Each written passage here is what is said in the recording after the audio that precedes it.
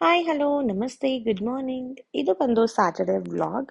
ನಾನು ಆಫೀಸಿಂದ ಲಾಗೌಟ್ ಆಗಿ 3 o'clock ಬಂದ ತಕ್ಷಣ ಇರೋ ಎಲ್ಲ ಪಾತ್ರೆನೂ ತೊಳೆದು ಕ್ಲೀನ್ ಮಾಡಿ ಆ್ಯಂಡ್ ಬೆಡ್ನು ಎಲ್ಲ ನೀಟಾಗಿ ಮತ್ತೆ ಆಸಿ ಎಲ್ಲ ಒದ್ರಿ ಎಲ್ಲ ಮಾಡಿ ಮತ್ತೆ ಮನೆ ಕ್ಲೀನಿಂಗ್ನ ಶುರು ಮಾಡಿದೆ. ಬಿಕಾಸ್ ನಾನು 5 o'clockಗೆ ಮನೆ ಬಿಡಬೇಕು ಅಂದರೆ 3 to 5 2 hours ಅದ ನಾನು ವೀಡಿಯೋಸ್ ನೋಡ್ಕೊಂಡು ಅಥವಾ ಏನಾದ್ರು ಮಾಡಿ ನಾನು ಕಾಲ ಕಳಿಬೇಕು. ಇಲ್ಲ ನಿದ್ದೆ ಬಂತು ಅಂದರೆ ಲೇಟ್ ಆಗ್ಬಿಡುತ್ತೆ ನಾನು ಹೋಗೋದು. ಸೊ ಕಬೋರ್ಡ್ನೆಲ್ಲ ನೀಟಾಗಿ ಆರ್ಗನೈಸ್ ಮಾಡಿದೆ. ಆರ್ಗನೈಸ್ ಅಂದರೆ ಏನಂತ ಇದೆಲ್ಲ ನೀಟಾಗಿ ಬಟ್ಟೆಗಳೆಲ್ಲ ಸೆಪ್ರೇಟ್ ಮಾಡಿ ಫೋಲ್ಡ್ ಮಾಡಿ ಕ್ಲೀನ್ ಮಾಡಿದೆ. ಸೊ ಅರೌಂಡ್ 4:45 ಅನ್ನೋಷ್ಟರೊಳಗೆ ಮನೆ ಪೂರ್ತಿ ಕ್ಲೀನಿಂಗ್ ಆಯಿತು. ಸೊ 5:10ಗೆ ಏನೋ ಕ್ಯಾಬ್ ಬುಕ್ ಮಾಡಿದೆ. ಕ್ಯಾಬ್ ಬಂತು. ಸೊ ಆಟೋ ಹತ್ಕೊಂಡು ಸ್ಯಾಟಲೈಟ್ಗೆ ಹೋದೆ.